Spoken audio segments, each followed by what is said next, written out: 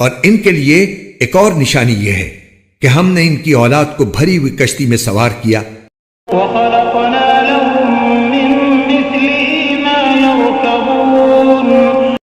और हमने इनके लिए उसी जैसी और चीजें भी पैदा की जिन पर ये सवारी करते हैं।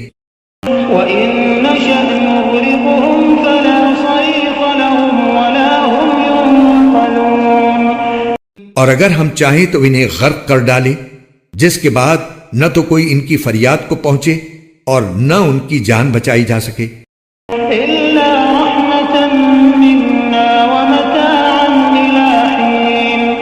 लेकिन यह सब हमारी तरफ से एक रहमत है और एक मुअय्यन वक्त तक जिंदगी का मजा उठाने का मौका है जो इन्हें दिया जा रहा है।